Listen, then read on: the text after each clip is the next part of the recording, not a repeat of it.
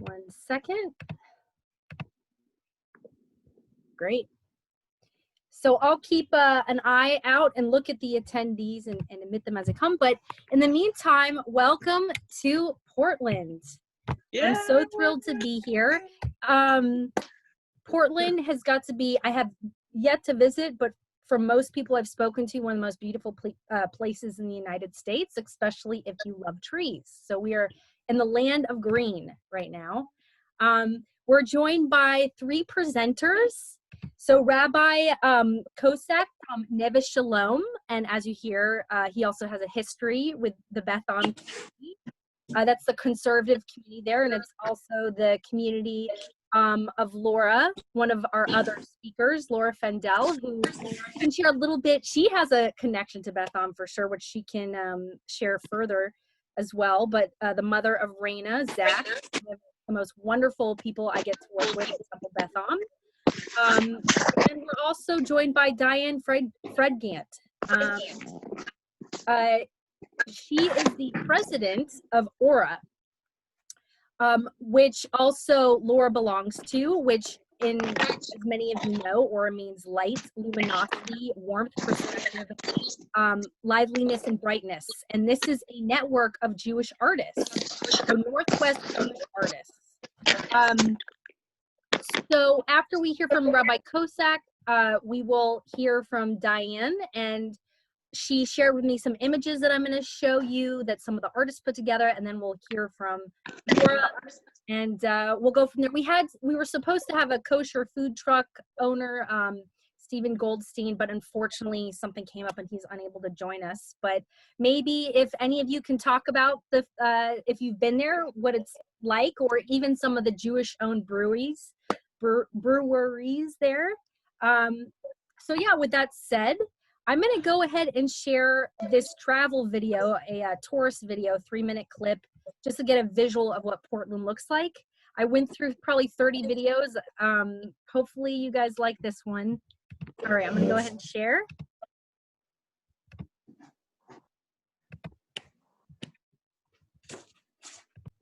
It's working.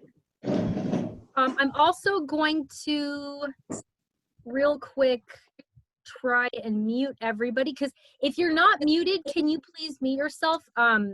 Since I'm in the share screen, it's harder to do. I'm getting a little bit of feedback. I can still hear a little bit of noise in the background.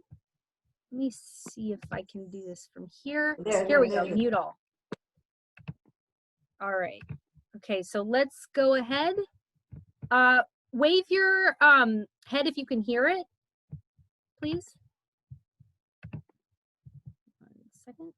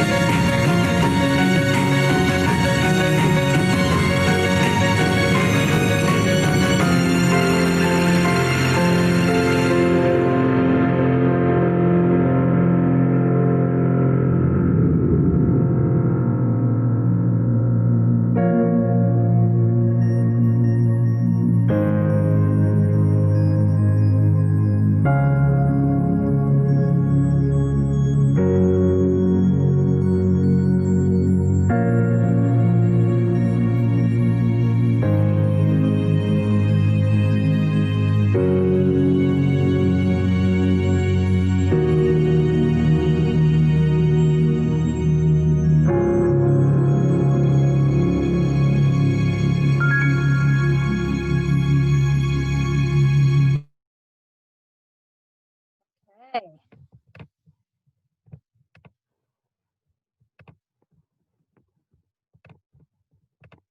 All right.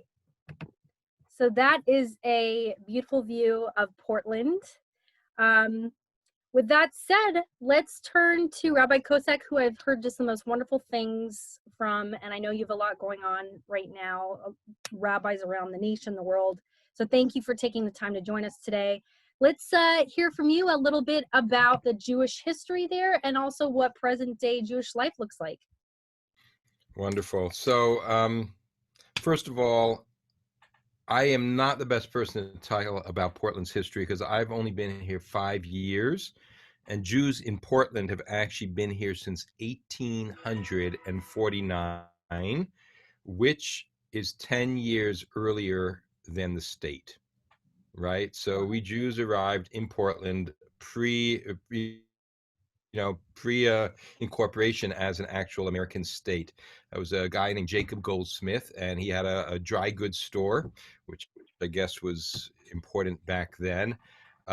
Jews have played sort of an important role in Portland ever since. In fact, it's kind of an interesting history because while on the one hand, Portland has a dark history around race, and I'll touch a little bit about what we're doing today for that.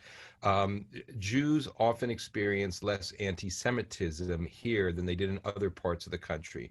So you can probably hear in my voice, my beautiful New York accent.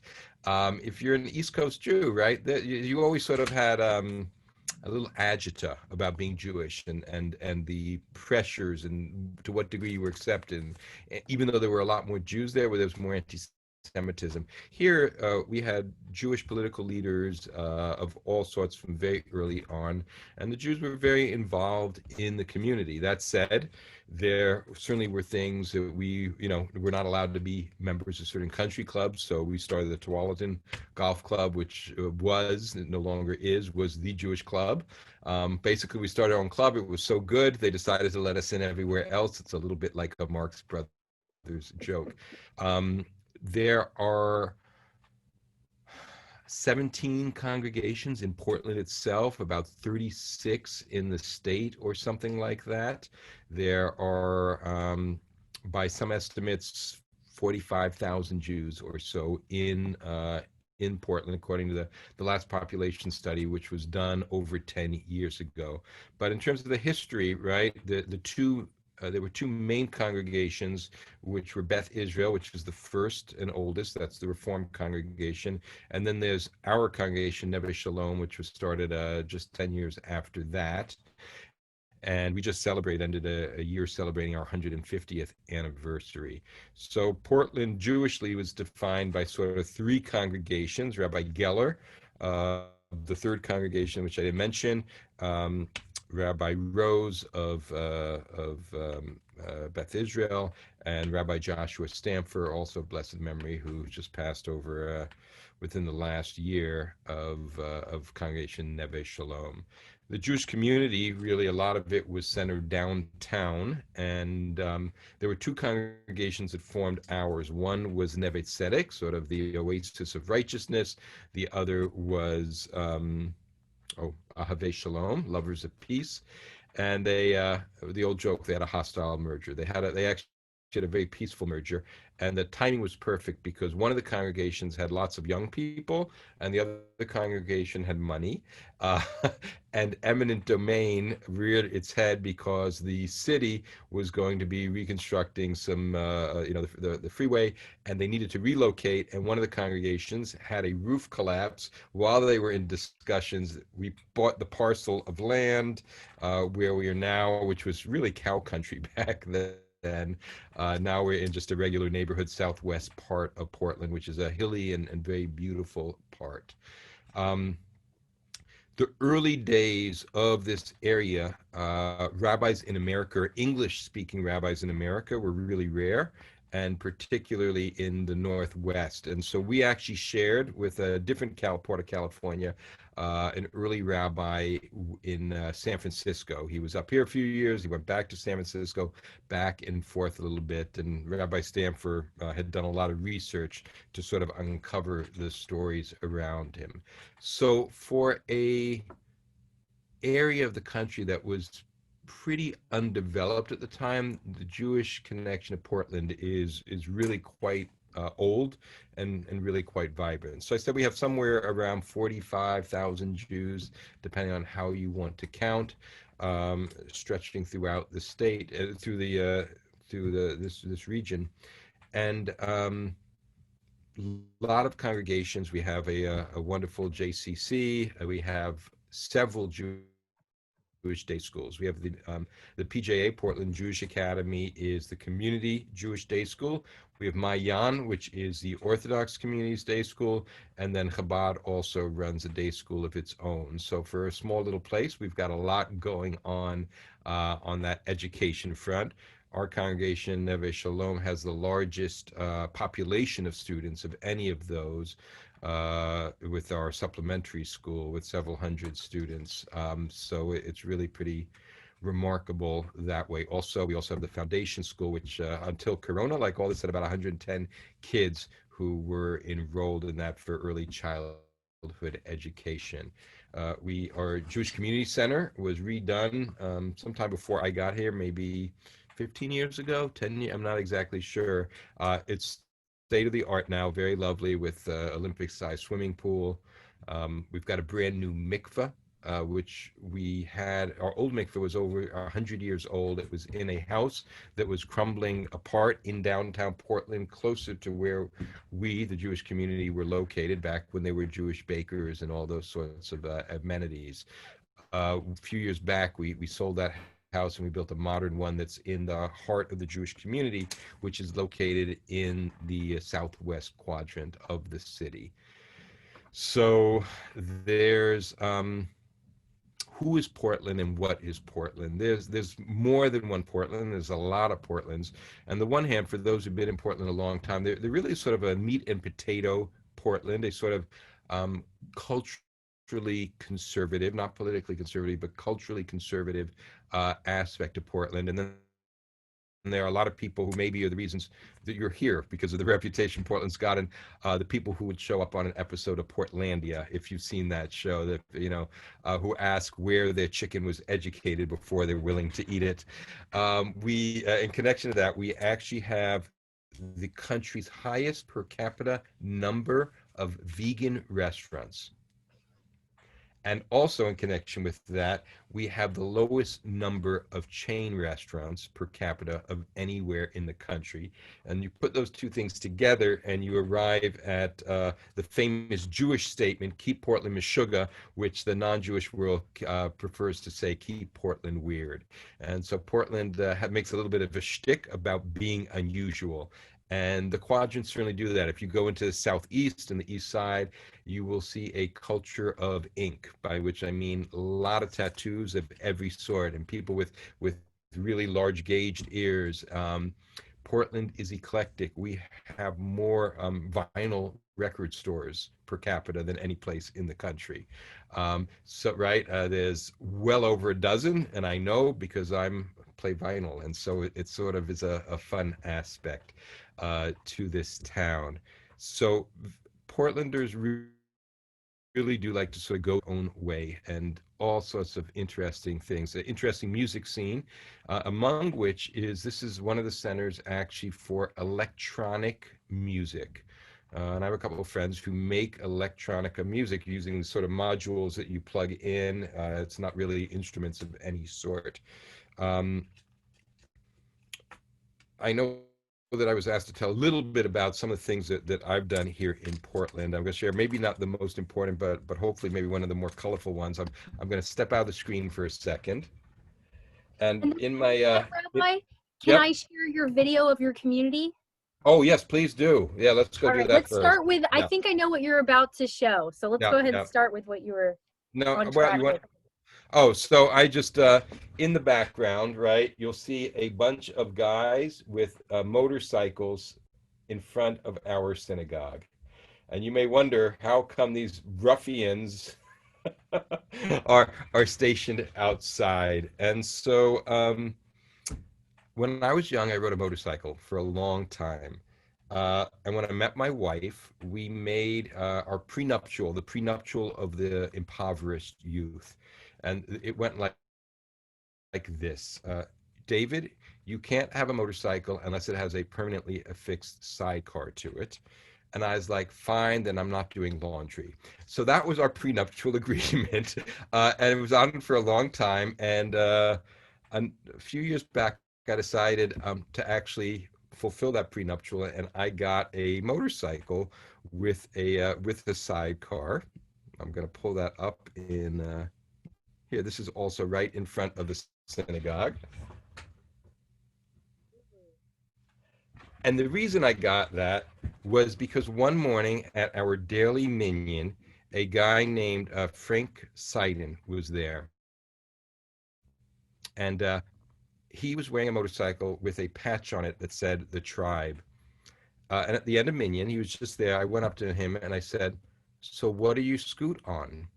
So motorcycle riders like to joke about their motorcycles being scooters. And he looked at me and he looks me up and down, and I'm probably in a rabbinic suit or something. And he tells me what his motorcycle is. And then he wants to know how the heck I knew that he was a motorcycle rider. I said, come on, you got a patch. It says the tribe on it. So he had lived in Seattle, and there's a group of Jewish men's motorcycle group up there called the Tribe. And he said he had always wanted to start a Portland, an Oregon-based Jewish motorcycle riding club. So I said, I can help you with that. I used to ride, and that was the impetus for me to get a motorcycle. And we ended up designing a patch. Uh, and you'll see in the background of there a set of 10 commandments. That set of 10 commandments is actually on the front of our building as you pull off the street leading into it. That is the world's largest set of 10 commandments. And by the account, many airline pilots, professional pilots, have used that to navigate to PDX, to our airport. And as I like to say, the pilots navigate by the Ten Commandment. If only we Jews did. So we designed the patch with that on there, and we started this motorcycle club, and we got over a million of riders. And some of these folks, this was like sort of a little bit of a page out of Chabad. Some of these guys hadn't been to a synagogue in decades, right, or since they were kids even. And this was sort of they felt accepted. They felt they had one of their own in another motorcycle rider, and they reconnected. And after Tree of Life in Pittsburgh, they decided, and Frank Seiden said, never again means never again.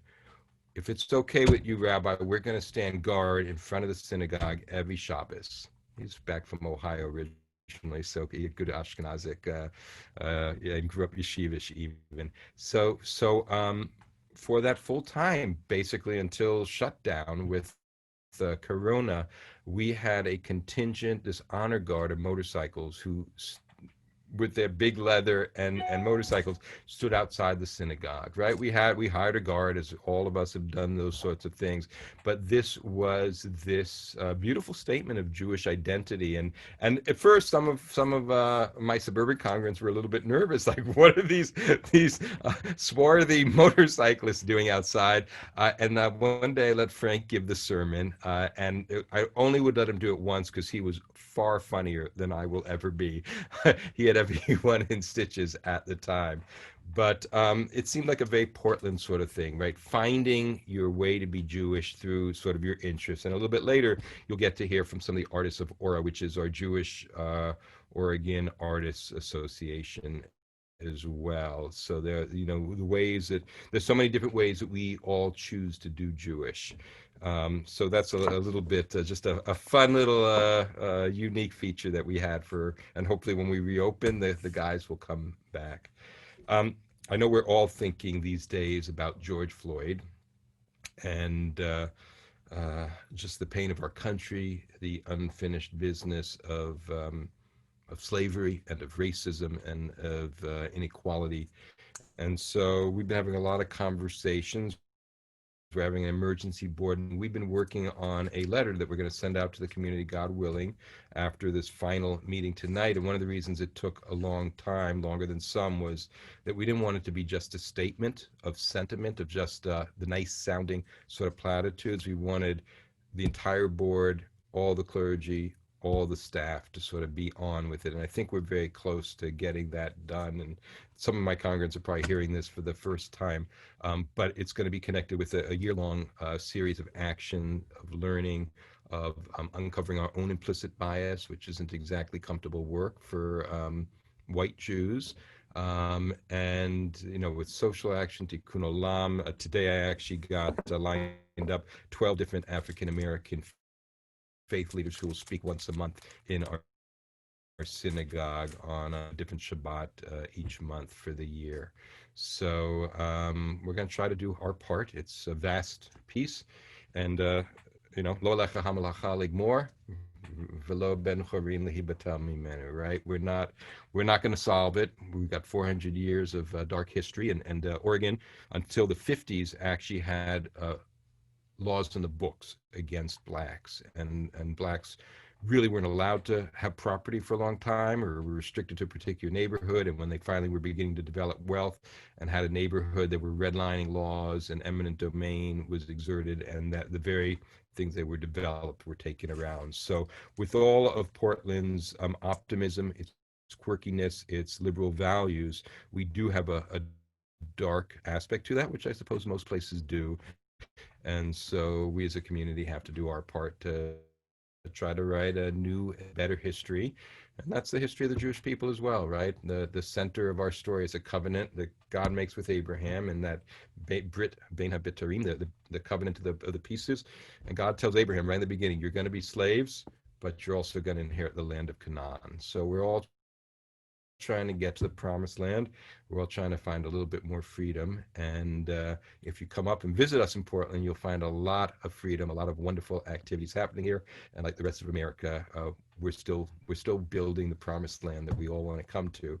But in the meantime, we're still way ahead of a lot of places. And when you come up here, you're going to have a great time, particularly if you go to one of our congregants, Steve Goldsmith's kosher food truck, because the food truck scene in Portland also is the best in the nation.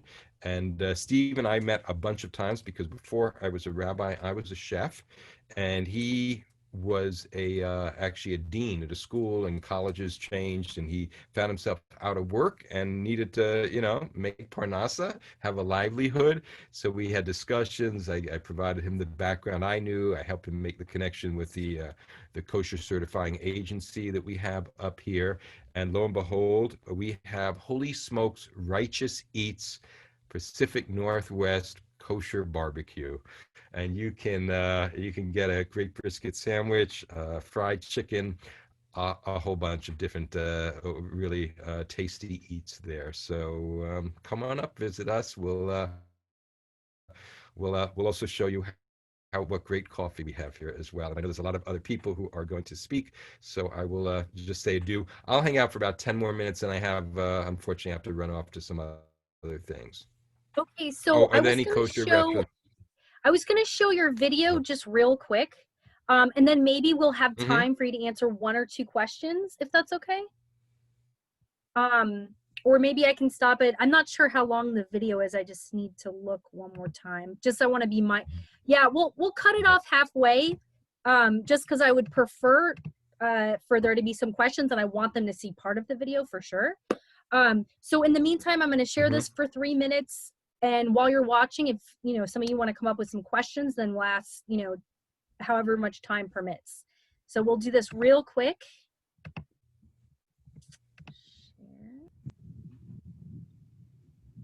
Okay. Can you put your thumbs up if you can hear it?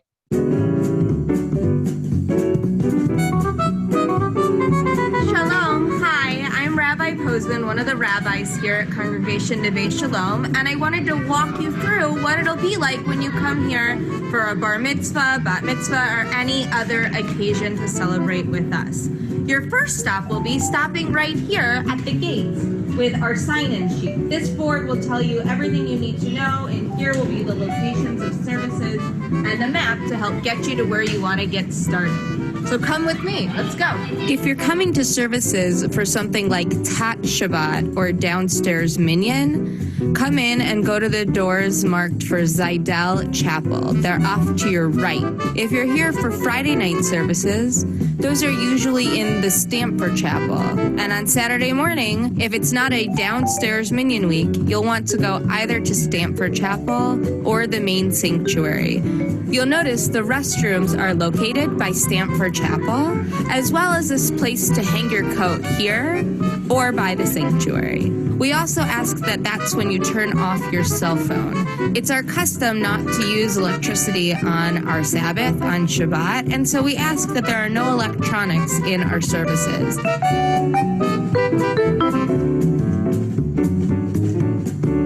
There are a lot of ritual items that we use on any given day when we're having our services. And I wanted to tell you about each of them and explain to you the traditions behind them so you'll know what to do when you get here.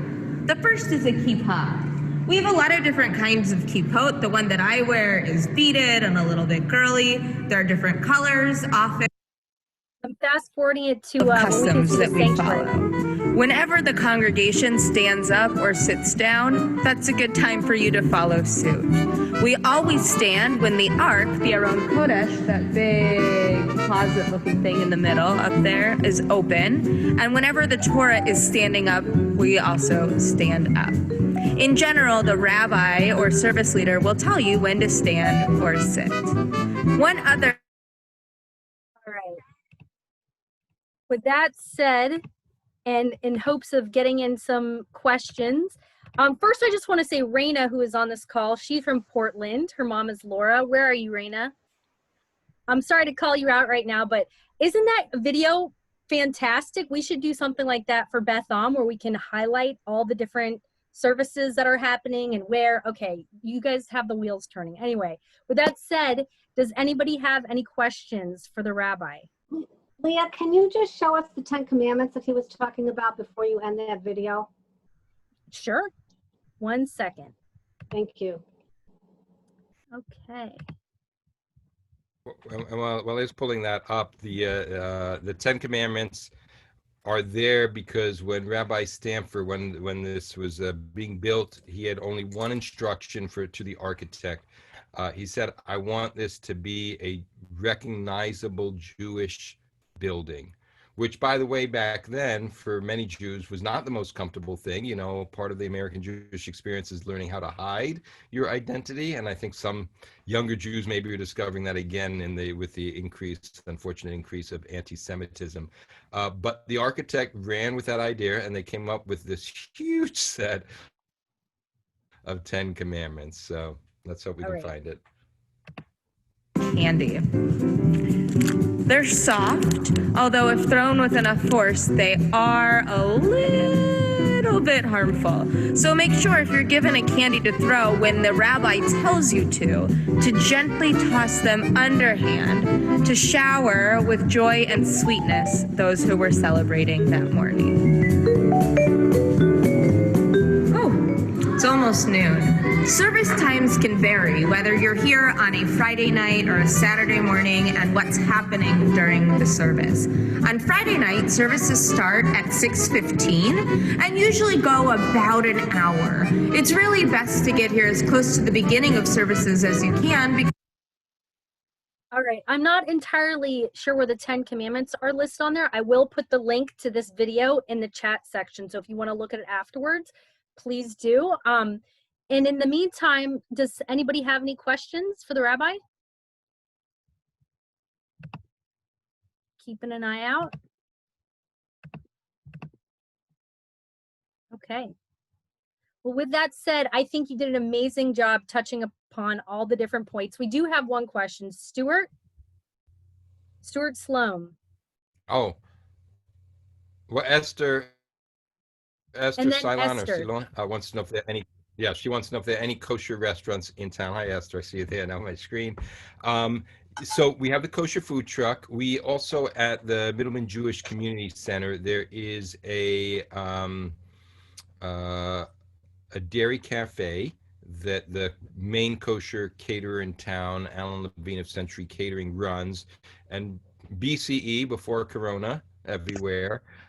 There, they had on Tuesday nights they had a meat buffet with some different things. So we don't have a large number of, so we don't really have kosher restaurants. Certainly not like you do in the Pico Robertson area or even Fairfax area. But depending on your level of observance, because we are the United States capital of vegan restaurants, you can certainly find what to eat. I've got a good friend who's an Israeli American Jew, Tal Kaspi, who has a restaurant in town called Aviv, and he's done some cooking demos with me at the synagogue, and everything in that restaurant is kosher, including all the spices. Everything is hechshered. He just doesn't pay for the fee of getting certified, but there's clear options. So Stuart Sloan and then Joel Warren. My question is, I had heard that well, you mentioned about the segregation in Portland, but I had heard that the Ku Klux Klan was very active years ago, and that's one of the reasons why the current percentage of blacks or African Americans in Portland is quite low. Could you elaborate on that? Right. So look, I've done a whole like walking tour with a friend of mine, a 4-hour walking tour on Black Portland, and some congregants and friends, Cleo Davis, Kyan Davis, are African American artists who've also done a lot of the artwork around there. There were points, and I should really have some of the other, longtime Portlanders speak up, where they really, I mean, sometimes I think there was a point where they really weren't allowed to own property. There was redlining where property was taken. The Klan has a presence, and to this day, we also have a high number of individual white supremacist groups, lower number of actual members of them, but a lot of groups, so small cells. If you were, this is a white empire up here. This is an area of the country. As a New Yorker, as someone who's lived in San Francisco, who's lived all over the country, right? This is the whitest place I've ever been. It's a little bit peculiar, and yet I think people's hearts and desires certainly are, to change that. Yeah, Judith Album mentions that slavery in Oregon longer than in the USA. So yeah, we got to. I mean, look, this is a time. I think part of our job is for us all to sort of look inward, communally and individually, and encounter and face that sort of history. Joel Warren, and then Art Miller had a question I'll ask you, but go ahead and start, Joel. Okay. I've got family that has lived for many years in Beaverton, and they have now moved actually into Portland. And I've spent a lot of time there, really enjoyed myself. But I got the feeling that Portland is somewhat insular. And I got that feeling because we went to see Pink Martini at the one of Portland's better known groups. We saw them at the Hollywood Bowl here. And their mantra was, please come and visit, but don't stay. Come and visit and then leave. So, Joe, that's because you're from California, which is where my wife's from. So and I lived there for over a decade, so I can say that. I'm not taking a dig at you. So one of our former mayors or governor, someone on here will know, actually that was his mantra to Californians. Property values have certainly increased here as Californians took the liquid gold assets out of homes and decided let's live somewhere a little bit little more less dense, a little bit more maybe like old time California. My wife's from Pacific Grove, and there's a way that parts of Portland feel a little bit like the Monterey Peninsula, even though we're an hour and a half from the ocean. So so that insularity was more about I mean there's certainly, that's when I talk about like that, the old Portland, you certainly had that. At the same time, I forget the numbers, but there was a point where we were having a large proportion of new people moving here every single day. If we have one of our realtors on, they could tell you what those numbers are. Carolyn Weinstein is a congregants, a top realtor, and it's a huge number. So people are moving from all over, and Portland is a much more worldly and sophisticated than it was even 15 or 20 years ago, by the accounts I've been told. Well, one of the questions that you may have already answered was, how many families do you have in your community? Was that answered?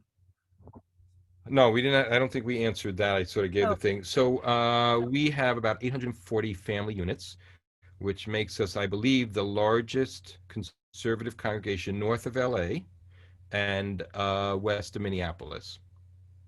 Gosh. Right? We're far larger than anything in San Francisco in the conservative world, and we've been growing slowly, but in today's world, if you're, flat is the new up, as I guess the old line was. If you're growing, you're doing okay. So when I came here, we had about 800. So wow. Was that eight new net congregant units a year or so, right after you account for those who've moved away or have gone to the world of truth. Well, Rabbi, I know you have to run, so thank you so much for your time. It's been a pleasure speaking with you and connecting with you. And again, thank you, Laura, for helping make this connection with the Rabbi. So with that said, why don't we shift into the arts world? And so we have Diane from Aura and Laura from Aura. So if the both of you could first just introduce yourself, share a little bit about yourself. And of course, Laura, if you could share your story, your connection to Beth Am as well, and then we'll get into the presentation.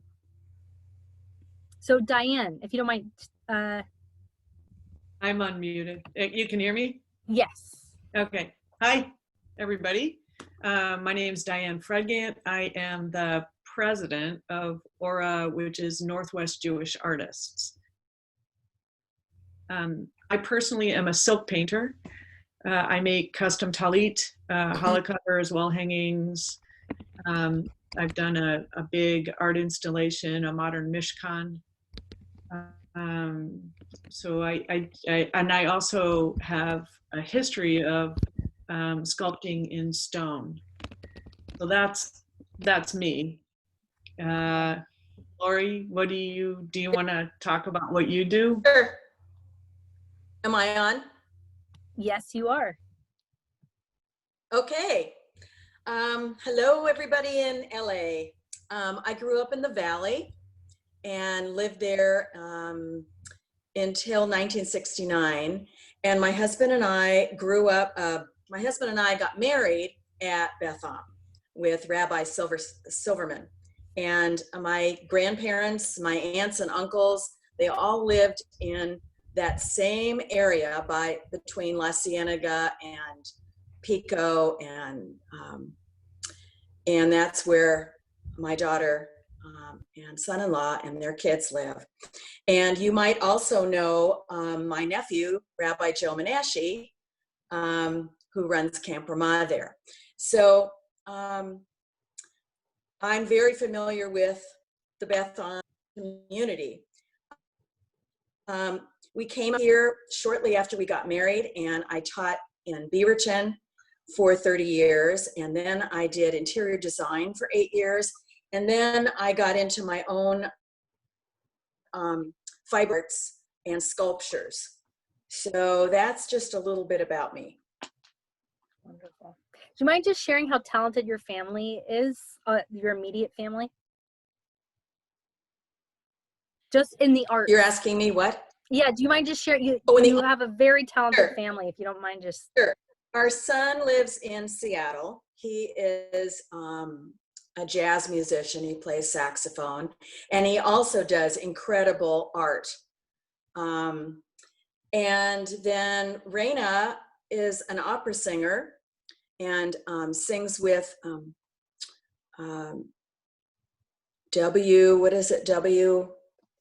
JRC, JWRC, Jewish Women's Repertory Singers. Can you just say hi, Raina, so we know who you are?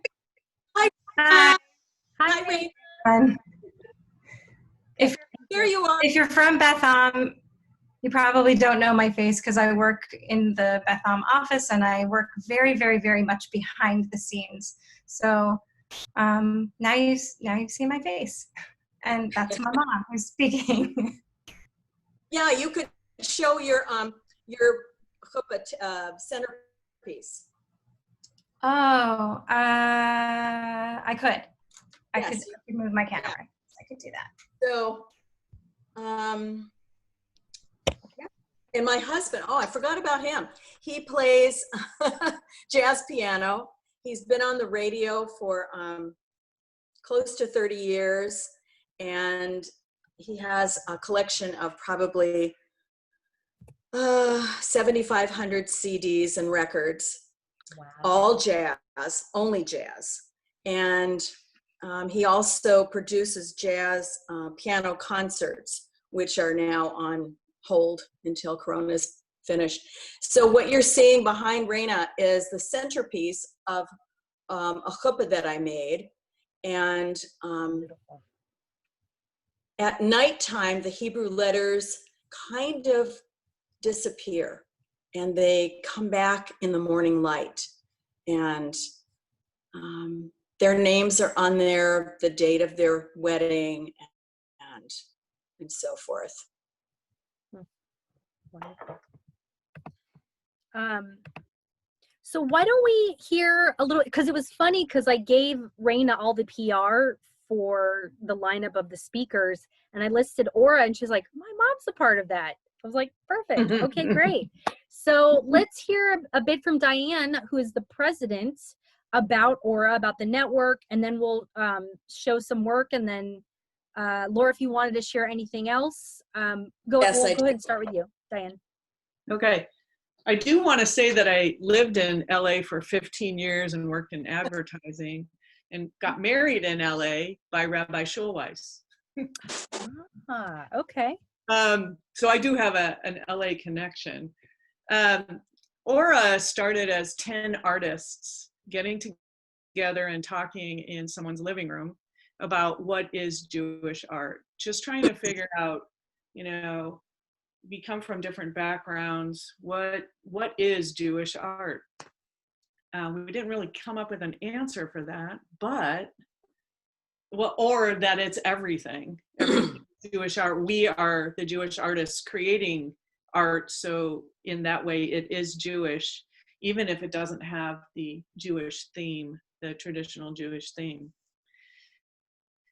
We stayed a closed group for 5 years so that we could get systems in place and get organized and have some shows and see how to organize. And because we heard that most groups fail after 5 years. So now 14 years later, we're still around and we've got 60 members, 60 artist members. We're a nonprofit, so we can accept donations. We have a steering committee. We do 3 or 4 shows a year, and we have educational programs for our members, which is really exciting. We've surrounded ourselves with like different organizations who share in our missions, which is like the Middleman Jewish Community Center, the Jewish Federation. Neveh Shalom is a partner. We have a rotating show in the cases at Neveh Shalom. They were on that video. There were some artists in the cases. You noticed it, Laura? Yes, I did. Yeah. And the Jewish Review also publicizes a lot of our events, and they write articles. There's a really nice article in the Jewish Review right now that happens to have some of me in it, but you know, they publicize our events. Our group has a real big sense of kahila, community. At our events, it feels like you've come home. It's got this warm feeling, and the diversity of our art. We have wood sculptors, we have wood turners, we have glass artists, we have oil, acrylic, watercolor painters, we have stone sculptors, jewelry artists, beading and silver jewelry. We have fabric artists, of which the two of us are, Laura and me. Do you want me to go ahead and start showing the images and you can just talk as I go, or? Sure. Okay.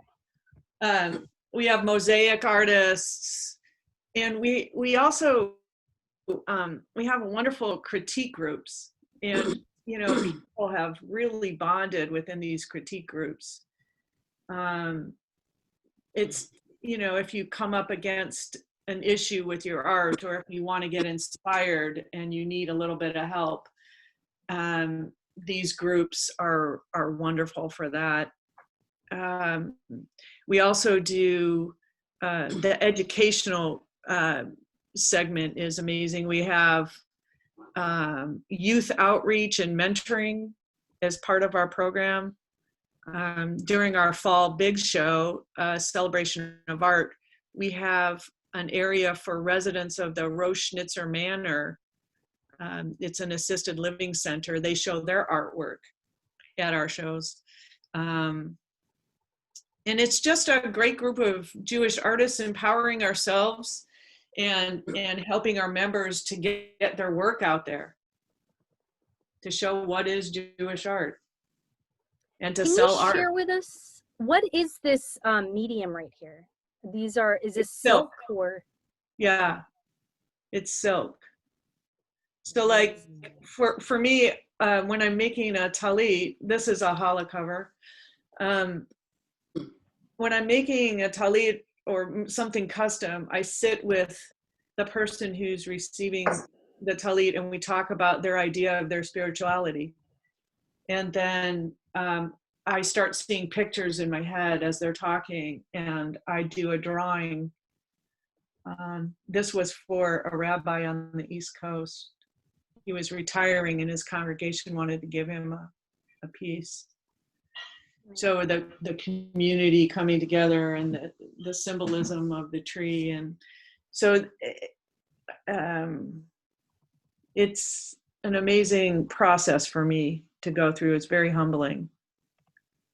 I have some more images to share.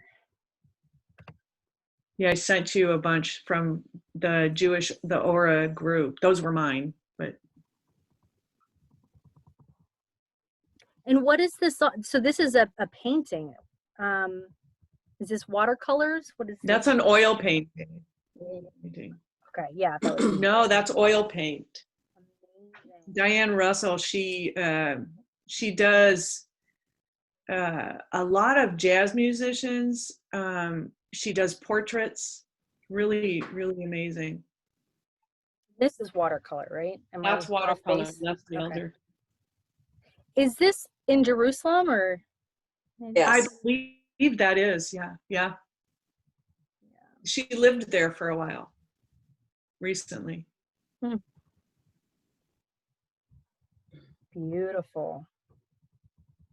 Yeah, she does mezuzah. She does a lot of ceremonial items. Do you know what this is?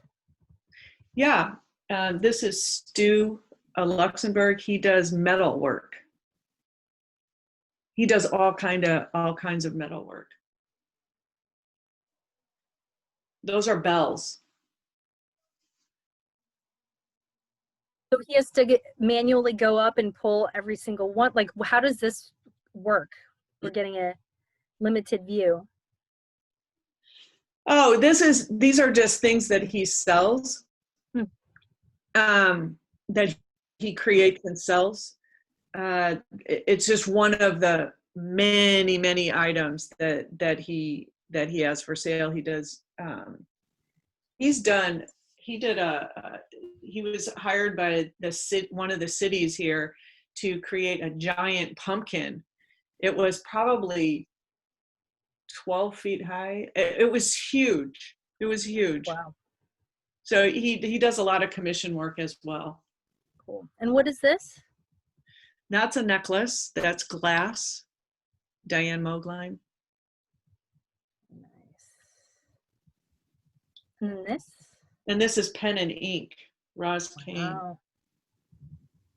She does a lot of drawings,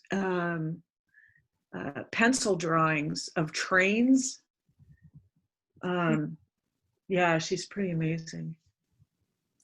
The detail she can get from just little drawings with pencil is just amazing. And this is the last image I have. It's glass. It's hard to photograph glass because it's so reflective. Actually, does really beautiful. More. That's beautiful. I did have more images. And that's a necklace by Victoria Epstein. Right. I think that is the last one. The last image that I have. Amazing. And so you said there's 60 artists in this? Yeah. Amazing.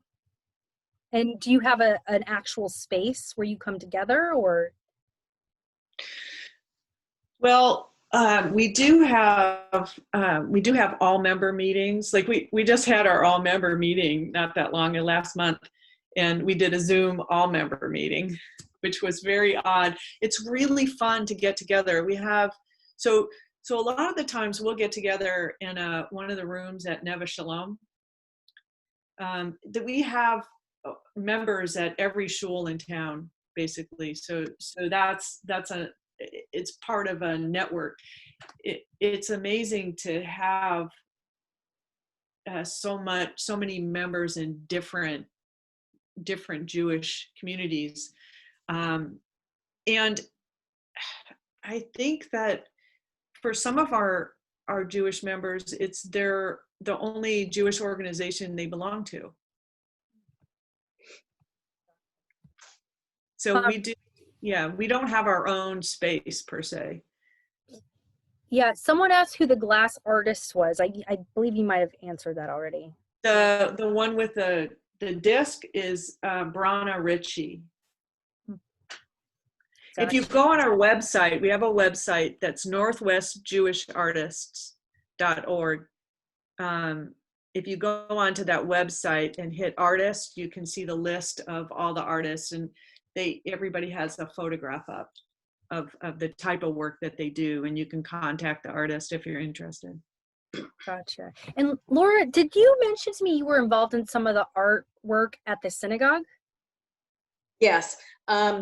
I did a huge mural wall hanging of all of the different buildings of the congregations that went into, the history of Neveh Shalom. And it's going to be sold for at one of our auctions, at the synagogue's auction. And I've also done a 29-foot series of panels, like valances in a room that is used multi-use. And so I did the fabric and the stitching, and one of our other members, Sharon Siegel, did some painting on it. So that was really exciting. So let me show you a couple of the things that I do. These are three-dimensional sculptures, and early on, we had a show in a glass factory, glass blowing factory. And so you can see that I made the fabric by stitching together lots of different colors. And then after doing that for like a couple of months, then I cut it out, and then I made it into and fused it onto a different kind of material, and then made a box, and then figured out how I could sew things by hand and by machine, and then put it together so it could be three-dimensional. And here I'll show you, this is a wall of my husband's music. Yes, it's all alphabetized, and he knows where every single CD is.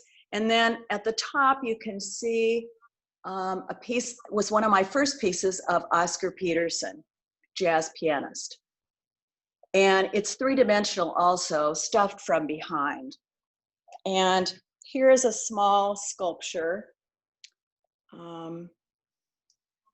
This is an artist that was in our group. He's graduated to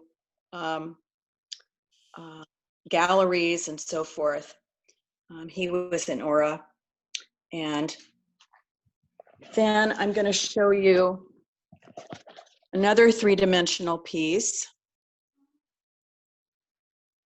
vase. And then this is a triptych. This was also from a record jacket. My hair is in the way. So while I go to the hallway to show you a couple other things, my husband's grandparents moved here in the early 1900s, and his grandmother was the treasurer of Neveh for, I don't know, 40 years or something. So the Fendels have a long time history in Portland. This was a centerpiece that I made for our chuppah, our family chuppah, for our 50th wedding anniversary. So it has the Shehecheyanu, it has our names in Hebrew, the Hebrew date of our wedding. And here is another piece. I don't know if I can angle it there.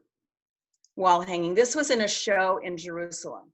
We have a daughter and her family that live there, and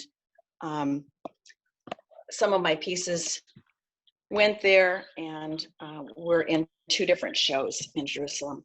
So that's the kind of work that I do, pretty eclectic. Did Raina grow up in that house? No, we're in a condo. We've been in a condo for a number of years, but yes, she grew up in Portland.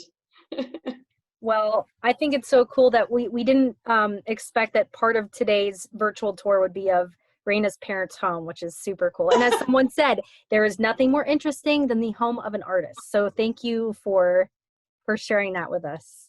It was delightful. Thank you. Yes. So with that said, I'm opening up to questions. One of them, for the challah cover, can you do the picture or sketches of a couple for a wedding present? So do you take special orders? I do take special orders. Okay, wonderful. So Rosanna Tremiski, who is on this call, asked about that. I will give her more information. Am I frozen? You are not Are we frozen. working now? Okay. Yes. I Okay, do. so Rosanna, you're good. Good to go. Do we have any other questions? Let's see. Any other artists a part of this? And I'm curious, who else on this call is from Portland? If you don't mind just raising your hand, I'm curious how many Portland people we have on here. Wonderful. And have Cheryl or Beth, have either of you, have you been here your whole life? Or are you new to transplants? Either you want to answer it. Sorry to put you on the spot, but just curious. I've lived in Portland most of my life, not all. And I'm actually new to Aura. Hi, Beth. Ah, okay. Nice to meet you. So I've been an artist my entire life, so it's really kind of fun to be joining right at this moment in this meeting. I've been here since 1987. And where did you come from before that? Where was I before? Yeah. 10 years in Rhode Island, and then I grew up in Wisconsin. Nice. Very different. I've been before, and it's because of Bev Buckholder, who's here from Memphis, Tennessee, and we went to Washington University together, that I found out about this series. So wait a minute. Where are you, Joan? I'm living in Portland. I moved here in '94 from Teaneck, New Jersey. Grew up in the Midwest. And we came here because of steelhead. My husband wanted to go fly fishing. I'm a member of Neveh Shalom, but I didn't know about this series. It wasn't until Bev Buckholder, who's somewhere in this group, from Memphis, who was a suite mate at Washington University in St. Louis, told me, you gotta watch. Oh my gosh, did you? So we had a program in Memphis and St. Louis too. I don't know if she saw those. That's so cool. We've been making connections all over the US. I love it. I can't wait to see them on YouTube, and I know Lori very well. It's great. Yeah, yeah. Well, I want to Let's tell you, Rabbi. Sharon Siegel is on the call too, and she and I were born in the same hospital in LA, Queen of Angels, and we share the same birthday, just different years. Anyway, she did this beautiful panels that we did together in fabric and in paint. I do want to open it up for some more questions. Before we do, just real quick, I want to mention what we're doing tomorrow. You brought in Los Angeles, so I'm going to jump in to segue real quick about what we're doing tomorrow before we go back to questions. Tomorrow, the tour is concluding, and it is concluding in the City of Angels. So tomorrow at 4 p.m. California time, and it's Portland time. I can't believe I didn't realize you guys are Pacific. Geography is not my strong suit. So yes, it's the richly diverse fabric of the City of Angels. So we'll be joined by Dr. Carolyn Lucci, who I've heard so much about. She's the Associate Director of the UCLA Alan D. Levy Center for Jewish Studies and the Chief Curator of the Levy Center's Mapping Jewish Los Angeles project. We'll hear from Samia Bree, who's the president and co-founder of 30 Years After, which caters to Iranian young adults, helping to connect them civically and through leadership opportunities. He's also an attorney and former LA City Commissioner. Shmuley Gonzalez, also known as the Barrio Boychik. He's a community organizer and resident historian of Boyle Heights, East Los Angeles, and we'll conclude with Craig Taubman, singer-songwriter. We'll learn a little bit about PUP, and he'll conclude with some music. So that's tomorrow at 4 p.m. With that said, so another question is, and then we'll get to Paul. What's the medium of the chuppah piece that Laura did for her 50th? Fabric. Gotcha. It's fabric. Mm-hmm. Beautiful. Well, someone was impressed and wanted to hear a little bit more about it. And okay, so Paul. Hi, ladies, your art is beautiful. Thank you for sharing it with us. Given that Portland's a pretty good sized city, does it have an arts commission or a department of arts or something? And if it does, do you guys interact with it? And if you do, what do you do with them?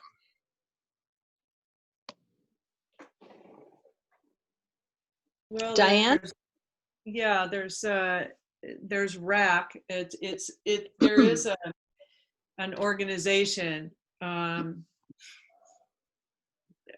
We don't really do much with them. I have taken a leadership class with them.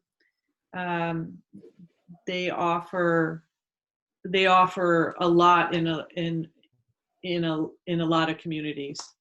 So we could go to them, but we've been kind of doing our own thing.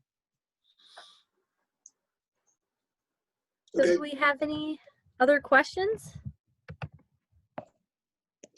Just to answer your question, we have quite a number of art shows, like right around Labor Day. There is a fabulous show in the park blocks in downtown, and it's a juried show. People come from all over the country to show their art, and it's quite fantastic. I was also reading about the Jewish Arts Month Jam at the JCC. That's an annual event. It's a multi-day event it's like a week-long art show, or? It's 3 weeks. Oh, 3 weeks. And each week we have different artists that set up and sell their art. So we have that. We have the celebration of art. This year we're going to be now since COVID, things got pushed back, but we're collaborating with the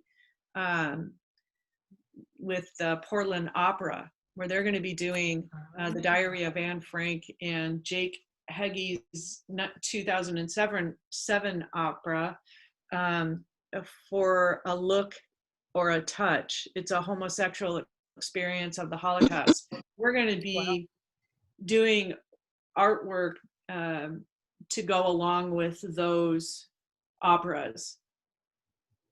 So hopefully it'll be something that is able to happen next year.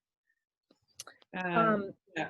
So we have we're going to be doing educational workshops. We're also going to do a Hanukkah show. It may be virtual. So we're talking about setting up, if it can't be live, we're trying to be flexible here and figure out quickly how to create a website where each artist will have a page, and then we can send it out, and anybody anywhere can buy their Hanukkah gifts.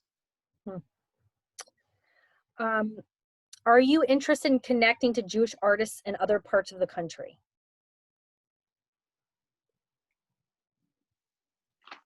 Yes, it's what ends up, yes, is the short answer. What ends up happening is there aren't enough people to our group, although 60, it takes work, and it takes people to organize something that big. I can imagine.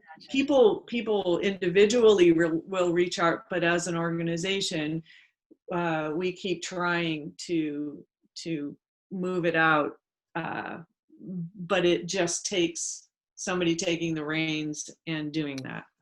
And this is probably volunteer-based, an act of a labor of love sort of situation. Yes, exactly. Gotcha.